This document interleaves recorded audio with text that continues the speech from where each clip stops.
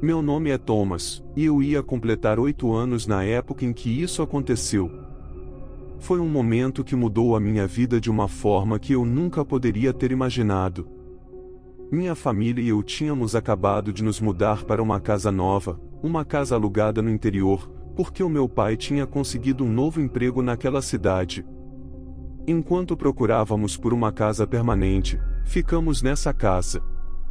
Eu era um pouco mimado e sempre dormia no quarto dos meus pais, até que um dia, tudo mudou. Meus pais perceberam que eu já era grande o suficiente para ter meu próprio espaço na casa, meu próprio quarto. O meu medo de dormir começou quando eu completei 8 anos. Meus pais me mudaram para o meu próprio quarto, um quarto pequeno e estreito nos fundos da casa, apenas grande o suficiente para uma beliche e um guarda-roupas. Ele tinha apenas uma janela que dava para o jardim dos fundos e não deixava entrar muita luz. Foi a primeira vez que eu dormi sozinho e, desde a primeira noite, lembro-me de sentir uma sensação estranha de desconforto. Enquanto eu deitava na beliche superior, tentando pegar no sono, achei que ouvi um barulho. Não podia ter certeza, mas parecia vir da beliche inferior. O quarto estava escuro como o breu e as cortinas da janela deixavam entrar luz suficiente para distinguir formas vagas no escuro. No começo eu não tinha certeza do que era aquele barulho. Às vezes, o som mais simples pode ser o mais enervante. Ouvi com atenção e percebi que era o som inconfundível dos lençóis farfalhando no escuro. O beliche de baixo estava vazio, mas quando olhei pela beira da cama, pensei ter visto algo com o canto do olho. Algo subitamente desapareceu de vista, para o beliche de baixo. Algo que não queria ser visto. Fiquei ali, incrédulo, tentando me convencer de que era apenas minha imaginação febril correndo solta. Virei-me para a parede e fechei os olhos, desejando adormecer rapidamente.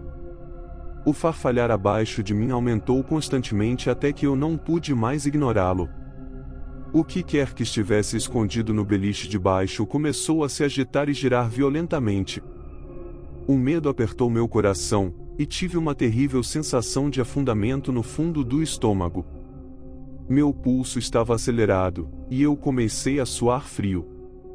Eu conseguia ouvir os lençóis se agitando freneticamente embaixo de mim. Eventualmente, não aguentei mais a tensão e gritei pela minha mãe.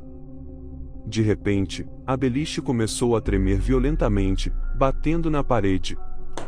Os lençóis embaixo de mim ainda estavam se contorcendo. Eu não conseguia sair da cama com medo de que a coisa na beliche inferior estendesse a mão e me agarrasse.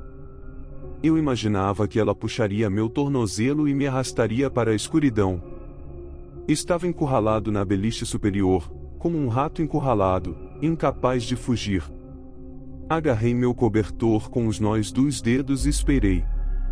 A porta finalmente se abriu e minha mãe entrou para me acalmar. Lágrimas escorriam pelo meu rosto.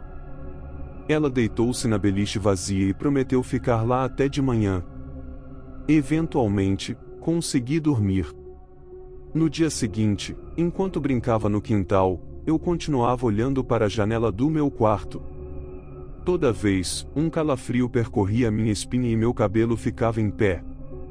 Eu sentia que algo estava escondido naquele quarto, me observando brincar e esperando a noite cair, para poder ficar sozinho comigo novamente.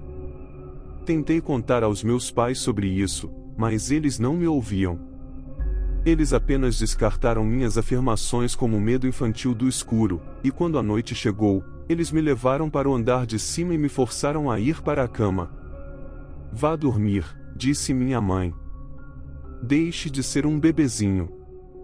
Não protestei. Não adiantava. Me resignava ao meu destino, subi para a beliche superior, me cobri e esperei. Deitado na escuridão, sozinho e assustado, ouvi o fraco som dos lençóis se movendo e soube que estava começando de novo.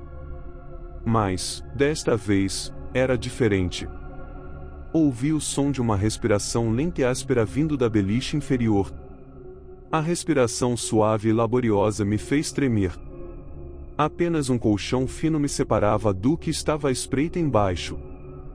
Deitado lá, paralisado pelo medo, só queria que aquela coisa me deixasse em paz. Sua respiração laboriosa ficou mais alta e mais alta. Então, de repente, senti algo longo e fino cutucando a parte de baixo do meu colchão. Gritei de horror, e a beliche começou a tremer violentamente. Minha mãe correu para dentro e me acalmou com um abraço reconfortante. Eventualmente, meu terror diminuiu, e com ela de guarda, consegui adormecer em um sono agitado. Isso continuou por semanas. Noite após noite, eu acordava ao som de lençóis se movendo. Cada vez, eu gritava por ajuda e a cama começava a tremer violentamente. Assim que minha mãe entrava, tudo parava, e ela precisava passar o resto da noite na beliche inferior, apenas para que eu pudesse dormir. Foi um período difícil para minha família. Minha avó estava doente, e minha mãe teve que ir cuidar dela. Quando descobri que minha mãe ficaria fora durante o final de semana inteiro, entrei em pânico. Não haveria ninguém para me proteger da coisa na beliche inferior. Ninguém responderia aos meus gritos no meio da noite. No dia em que minha mãe partiu, corri para casa depois da escola e imediatamente arranquei os lençóis e o colchão da beliche inferior, além de remover todas as ripas da cama. Meu plano era evitar que aquela coisa tivesse um lugar para dormir naquela noite. Eu esperava que, de alguma forma, isso me protegeria. Infelizmente, aquela noite provou ser a experiência mais aterrorizante de todas. Até hoje, tremo só de pensar nisso. Consegui adormecer, mas, no meio da noite, algo me acordou. O quarto estava completamente escuro, e não havia barulho. Nenhum som de lençóis se movendo. Nenhum movimento. No entanto, algo não parecia certo. Foi então que senti as cobertas da minha cama começarem a se mexer. A verdade horrível de repente me atingiu. A maldita coisa que me aterrorizara noite após noite não estava na beliche inferior. Estava na minha cama. Abri a boca e tentei gritar, mas nada saiu. Meus olhos estavam arregalados de terror, e eu permaneci imóvel, mal conseguindo respirar.